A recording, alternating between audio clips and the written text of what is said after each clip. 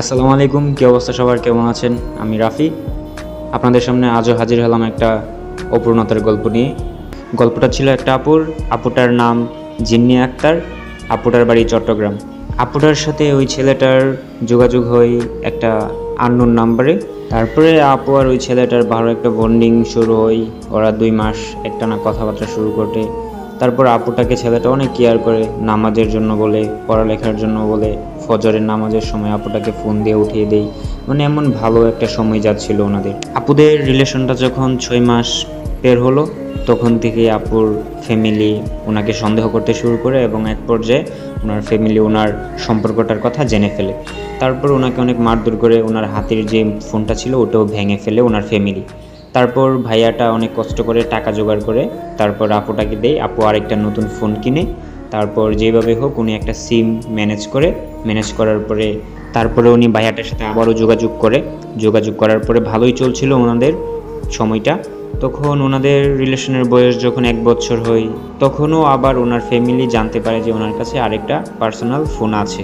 তারপর আবারও অনেক মারধর করে, তারপর ওনার ফোনটা ভেঙে ফেলে। কয়েকদিন যাওয়ার পরে উনি ওনার ভাবির থেকে ফোন নিয়ে তারপর ছেলেটার সাথে রাতের বেলা একটু যোগাযোগ করতে সক্ষম হয়। তারপর অনেক দিন পরে ওনারা ঘুরতে যাবে সিলেটে ওনাদের আত্মীয়র বাসায়। তারপর ওই ছেলেটাকে বলে, যে ভাইয়াটাকে বলে যে আমি সিলেটে আসছি, আমি কি করব, আমি তোমার কাছে চলে আসব। তখন ভাইয়াটা বলে ঠিক আছে তুমি চলে আসো, আমি তোমাকে এমক স্টেশন থেকে আমি তোমাকে নিয়ে যাব। তারপরে ট্রেন যখন লাকসাম স্টেশন গিয়ে থামে, তখন আপুটা যে কোনো একটা বাহানা দিয়ে আপুর মাঠ থেকে দূরে চলে আসে।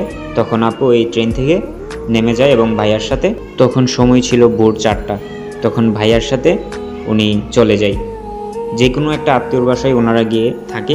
তারপর মেয়ের ফ্যামিলি, যে আপুর ফ্যামিলিটা থেকে ওই ভাইয়াটাকে ফোন দিয়ে বিভিন্ন ধরনের কথাবার্তা বলে। তখন আপুরা ছিল 5 ভাই, আপুর 5 ভাই ওই ছেলের কাছে যায়। যাওয়ার পরে বিভিন্ন ধরনের কথাবার্তা, বিভিন্ন ধরনের হুমকি টুমকি, বিভিন্ন ধরনের যা করার ওনারা করে। তারপর ভাইয়ার ফ্যামিলি থেকেও ওনাকে চাপ দিচ্ছিল। পরে ভাইয়াটা কোনো কিছু না বুঝতে পেরে তখন আপুটাকে তার ফ্যামিলির হাতে তুলে দেয়। তখন আপুটা অনেক কান্নাকাটি করেছিল। তখন আপুটা রাগের মাথায় বলছিল যে তুমি আমাকে এত কষ্ট করে এনে কেন এখন আমাদেরকে ওদের হাতে তুলে দিচ্ছ। তখন ভাইয়াটা কিছু না বুঝতে পেরে আপুর পায়ে ধরে ফেলে সবার সামনে, বলে যে তুমি যাও, আমি তোমাকে আবার নিয়ে আসবো, তুমি কোনো টেনশন করো না। তখন আপুটা তার ফ্যামিলির সাথে চলে আসে। তখন ভাইয়ার সাথে কোনো যোগাযোগ করতে পারে না। যোগাযোগ করতে না পেরে আপু পাগলের মতো প্রায় হয়ে যায়, উনি ঘুমের ওষুধ খেয়ে ফেলে। তখন ওনাদের প্রায় 6 মাস যোগাযোগ বন্ধ ছিল, কারোর সাথে কারো কথা নাই, কোনো কিছু নাই টোটালি। তারপর 6 মাস পরে ওনাদের আবার যোগাযোগ হয় যে কোনোভাবে। তারপর ওনারা আবার রেগুলার কথাবার্তা বলতে থাকে। তখন ওনারা ভাইয়ার নাম্বারটা আপু মেয়ের নাম্বার দিয়ে সেভ করে রাখছিল। তখন ওনাদের সাথে যখন কথা বলে, ফ্যামিলি দেখলে বলে আমি আমার ফ্রেন্ড বান্ধবীর সাথে কথা বলছি। তখন আর আপুর ফ্যামিলিটা ওনাকে কিছুই বলে না। তখন আপু আর ভাইয়ার রিলেশনটা প্রায় 3 বছর কন্টিনিউ চলতেছিল। তখন ওনাদের সময়টা আবার ভালো যাচ্ছিল। তারপর আরও একবার আপু ওনার মায়ের সাথে আবারও সিলেট যায় বেড়ানোর জন্য। তখন ভাইয়াটার সাথে যোগাযোগ করে আপুটা আবার ভাইয়াটার কাছে চলে আসার পরে ভাইয়াটা ওনার এক ফ্রেন্ডের বাসায় আপুকে রাখার পরে ভাইয়াটা আর্জেন্টলি যে কোনো একটা কাজে উনি ঢাকা চলে যায় আপুকে একা রেখে। তারপর আপুটা ওনার ফ্যামিলির সাথে যোগাযোগ করার চেষ্টা করে, ফ্যামিলি আপুটাকে আর কোনো যোগাযোগ করে না, কোনো কিছুই ওনাদের সাথে হয় না। তারপর আপুটা ওনার দাদু বাড়িতে যায়। দাদু বাড়িতে যাওয়ার পরে ওনার ফুফি এরা ওনার আপুর মায়ের কাছে ফোন দিয়ে বলে যে তোমাদের মেয়ে এখানে। পরে মা এসে ওনাকে জোর করে নিয়ে যায় বাসায়। জোর করে নিয়ে যাওয়ার পরে তো কোনো কন্ট্যাক্ট নাই ভাইয়ার সাথে, সব কিছুই শেষ। তারপর অনেক দিন পরে হঠাৎ করে আপুকে একজন দেখতে আসে, মানে বিবাহর জন্য দেখতে আসে পাত্রপক্ষ। তারপর আপুটা ভাইয়ার সাথে যোগাযোগ করে, যে কোনোভাবে যোগাযোগ করার পরে ভাইয়া একটা কথা বলছিল, যেই দিন তুমি লাল বেনারসি পরবে আমি ওই দিনই সাদা কাফনে মরিয়ে যাব। তখন ভাইয়াটার এই কথাটা শুনে আপুটা অবাক হয়ে যায়। তখন বললে একটা ছেলে কেমনভাবে এই কথাটা বলতে পারে। আপুকে একটা পাত্রপক্ষ দেখতে আসে এবং দেখতে এসেই ওনারা বিয়ে করে ফেলে। আপুর ফ্যামিলি ছেলেটার কোনো ব্যাকগ্রাউন্ড সম্পর্কে কোনো কিছু না জেনে আপুকে বিয়ে দিয়ে দেয় এবং ওরা 8 দিন পরে নাকি আপুটাকে উঠিয়ে নিয়ে যাবে। তারপর যেদিন গায়ে হলুদ ছিল ওই দিন আপুটা ভাইয়াটাকে ফোন দিয়ে ভিডিও কল দেয়।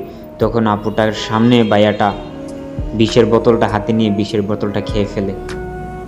তারপর আপু ভাইয়াটার ফ্যামিলিকে ফোন দেই, ওনার বোনকে ফোন দেই, ওনার মাকে ফোন দেই, ওনার ফ্রেন্ডকে ফোন দেই, ওনার ভাগিনাকে ফোন দেই, কিন্তু রাত ছিল তো তার জন্য কেউ ওনার ফোনটা রেসপন্স করে নাই। তারপর সকাল হয়ে আপুটাকে বধূবেশে সাজিয়ে ওনার ফ্যামিলি ওনার জামাইয়ের বাড়িতে পাঠিয়ে দিই। তারপর আপুটা তো নতুন, ওইখানে কোনো ফোন নাই, কারোর সাথে যোগাযোগ করতে পারে না। তারপর আপুর একটা ভাগিনার মাধ্যমে ওই ছেলেটাকে নক করে, তখন কোনো রেসপন্সই করতেছিল না ভাইয়াটা। তারপর ভাইয়ার মাকে ফোন দিই, তখন ভাইয়ার মা যেই কথাটা বলল, ভাইয়ার মা ফোনটা ধরে বলে, তুমি আমার ছেলেকে মেরে শান্তি হইছো না? তোমার ফ্যামিলি তো এটাই চেয়েছিল, আমার ছেলেকে মারার জন্য। ভাই কি বলবো, ভালোবাসা এমন একটা জিনিস, যদি ছেলে বুঝে তাহলে মেয়ে বুঝে না, যদি মেয়ে বুঝে তাহলে ছেলে বুঝে না, আর ছেলে এবং মেয়ে উভয় বুঝলে ফ্যামিলি বোঝে না। আপুটা যখন কথাটা আমার কাছে শেয়ার করতেছিল, ভাই বিশ্বাস করেন আপুটা এত কান্না যা বলার বাইরে, উনি কথাই বলতে পারতেছিল না। আসলে কি ভাই, প্রথম ভালোবাসা তো কেউ ভুলতে পারে না, আর প্রথম ভালোবাসার আঘাত সবাই সহ্য করতে পারে না। ভালোবাসার মানুষ হারানোর কষ্ট একমাত্র তারাই বোঝে যারা ভালোবাসার মানুষটাকে হারিয়েছে। ধন্যবাদ আপু, দোয়া করি আপনি যে অবস্থায় থাকেন, যেখানেই থাকেন, ভালো থাকেন এবং সুস্থ থাকেন।